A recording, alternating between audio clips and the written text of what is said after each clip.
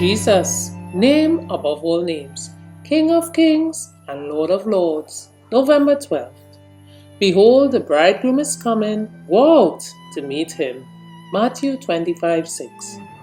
The coming of Christ as our high priest to the most holy place for the cleansing of the sanctuary brought to view in Daniel 8:14, the coming of the Son of Man to the Ancient of Days as presented in Daniel 7:13, and the coming of the Lord to his temple foretold by Malachi are descriptions of the same event.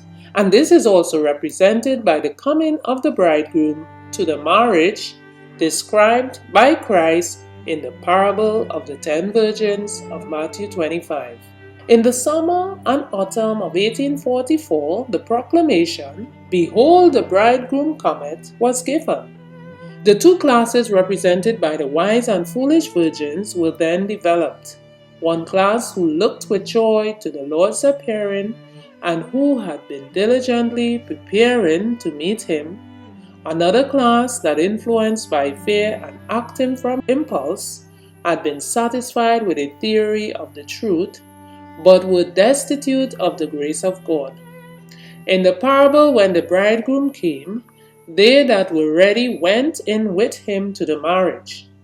The coming of the bridegroom, here brought to view, takes place before the marriage. The marriage represents the reception by Christ of his kingdom, the holy city, the New Jerusalem, which is the capital and representative of the kingdom, is called the bride, the Lamb's wife. Said the angel to John, "Come hither, I will show thee the bride, the Lamb's wife."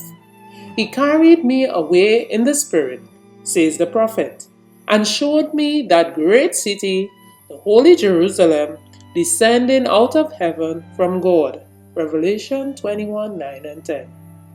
Clearly then, the bride represents the holy city, and the virgins that go out to meet the bridegroom are a symbol of the church.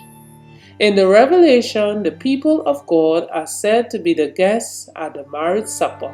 Revelation 19:9. If guests, they cannot be represented also as the bride. Christ, as stated by the prophet Daniel, will receive from the Ancient of Days in heaven dominion and glory and a kingdom. He will receive the New Jerusalem, the capital of his kingdom, prepared as a bride adorned for her husband. Daniel 7:14, Revelation 21:2.